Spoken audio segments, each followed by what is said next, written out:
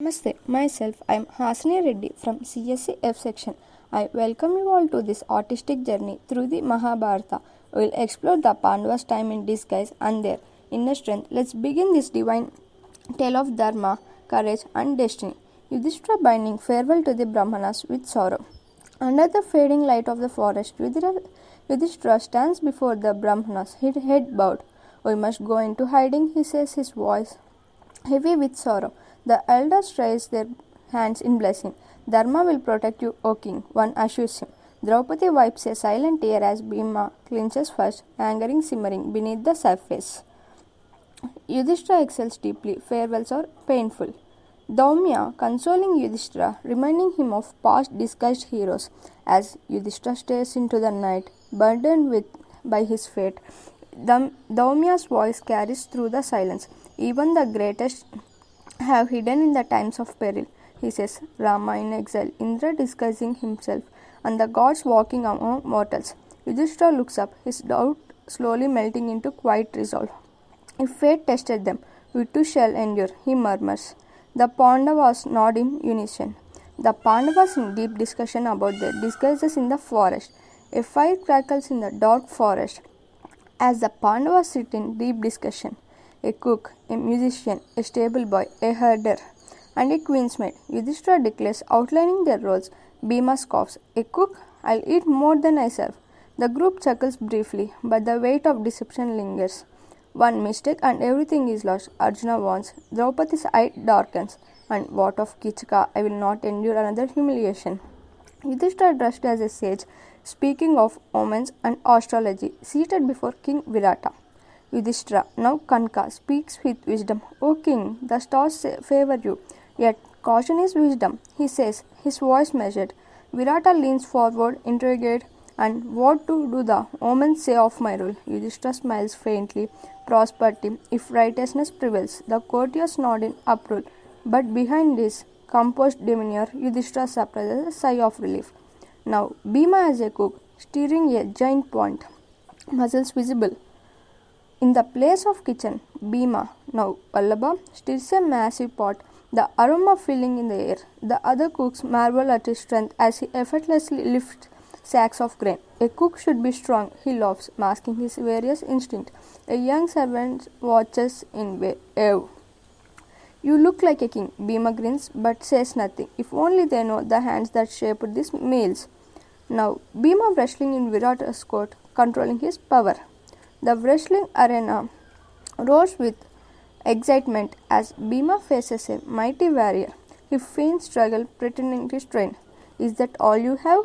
His opponent sneers. Bhima smirks. With a swift, effortless move, he throws the man to the ground. Gasps fill the court. Just luck, he chuckles, stepping back. Now Arjuna as a eunuch playing a musical instrument or dancing. Arjuna, now Brihanala, plucks the veena string, filling the chamber with melody. Uttara claps, enchanted. You play beautifully, she exclaims. He nods, concealing the various instincts within him. He teaches her dance, his movements gracefully, yet each step controlled. The disguise is perfect, yet in the depths of his soul, Arjuna longs for his bow for battle, but for now music is his shield. Now Nakula is with horses brushing a majestic stallion. Nakula runs his hands over a wild stallion, whispering softly. The beast, restless moments ago, calms under his touch. The stable hands murmur in amazement. No one controls him like that. Nakula merely smiles. Horses, like warriors, trust only the strong. For now, he is a mere caretaker, but his heart beats for war, waiting for the day he will ride into battle again. Now Sahadeva tending cattle, carefully inspecting them. Sahadeva walks among the cattle, his sharp eyes spotting a weak calf. It needs herbs, he says, treating it with precision. The herdsman exchange glances. You know how much for a simple herder, one comments. Sahadeva only nods. Even among cattle, a prince remains a prince. Though he wears a humble disguise, his mind never wavers from the greater war ahead. Now in the next slide, we can see that Draupadi with the queen braiding her hair in a royal chamber. Draupadi kneels beside Queen Sudeshna, her hands skillfully weaving a delicate braid. You are skilled, the queen remarks. Draupadi forces a smile. Once she was a queen, not a maid. Her heart burns with rage, but she swallows it.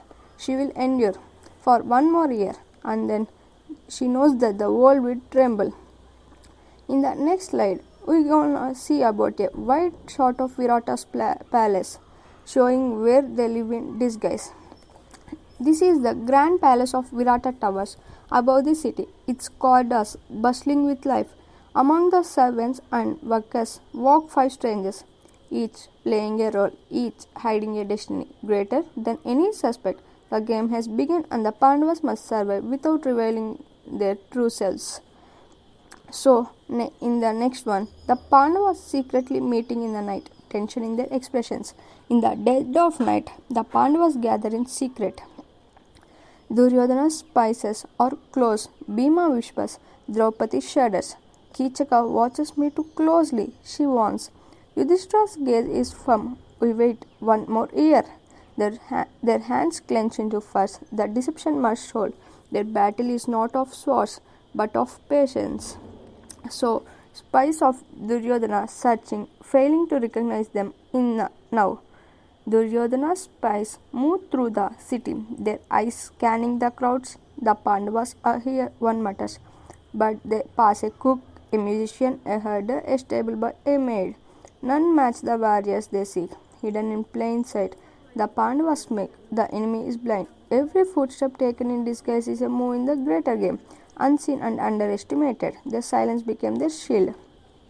So, in the last scene, a farewell scene. It is a farewell scene, the Pandavas leaving for Virata's kingdom.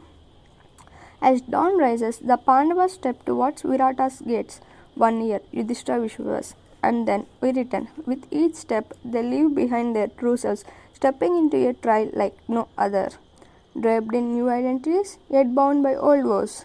They walk with quiet dignity. The winds carry their hopes forward towards justice, towards war, and towards destiny.